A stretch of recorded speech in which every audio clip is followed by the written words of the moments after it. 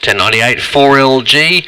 Now, it is Mental Health Month, and previously this week we spoke to Rick Britton, the Mayor of the Bullier Shire, who was introducing us to the Beyond Blue program's new initiative in the new Access program. And I thought we'll dial up one of our friends from the show, Jeremy Walker from Inspire Hypnotherapy. He was writing a book 6 months ago when we spoke to him. Mate, how are you travelling? Yeah, going very well. Morning, Andrew. Now, your mission statement in your business is to help people free from addiction, anxiety and depression.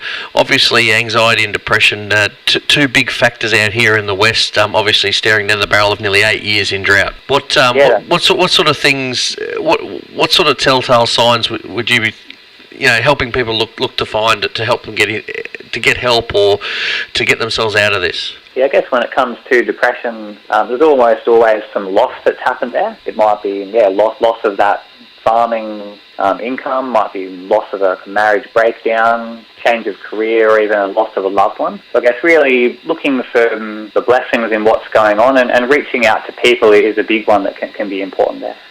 Yeah, and having people being able to talk about and not feeling like you're becoming a burden on somebody. Like if you, from personal experience, it's a lot better out than in, isn't it? Oh, absolutely. And if you think about yourself as a person, chances are you enjoy helping people when they do come to you with some kind of challenge or issue. And it's the same for everyone else. There's people out there who are willing to help and actually wanting to help. So I'd say reach out to those people. Yeah, absolutely. In your experience with anxiety and people becoming anxious about this turmoil or how things are travelling, what do you suggest for them to do and how to reach out? Yeah, I was thinking about it in the lead up to this interview, and I thought really being productive rather than destructive. So rather than turning to the grog, cigarettes or some other destructive behaviour, finding some way to be productive, still doing what you can even if times are tough. And really, again, having that focus on people, even if there's some things you can't do right now. Can you still serve your family? Can you still serve the community in another way? And still being able to contribute to people. And Councillor Britton said, and until you've lived, and I can't speak from experience, these people can be living on two different stations. They're on their own a lot of the time. They've got a lot of time to think. What's your suggestion?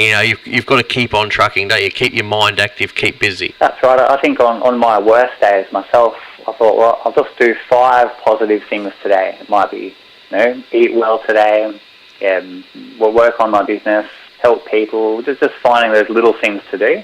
So I think we all go through those dips. There's periods in life where we're just booming, like life's great and everything seems to be flowing really well, and then we do go through those periods, 1, 2, 3 years where it does happen and we get stuck in that rut. And I guess to keep in mind that it's not final. It's not hopeless. We do come out of it, but we've just got to keep going and seek help there. And you mentioned years there. I mean, and we've rolled even further out to 7 or 8 years for some of these people who have been in severe drought conditions. And it's hard to see a positive. But I do remember a person off a property who did say to me, "It's never not rained." Yeah.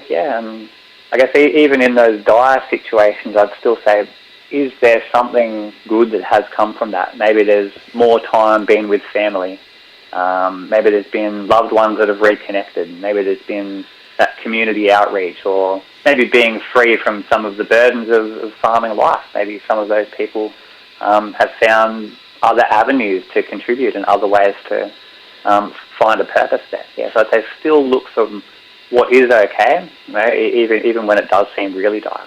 Mate, turning to yourself now in your business, and your first book, Jeremy, how far off is it from being released? Oh, very close now, going through the formatting process, getting it ready for bookstores and ready for online. So I'd suggest November 15th, right around that date, we'll have that one ready to go. Just in time for a stocking filler for Christmas. I think so, yeah.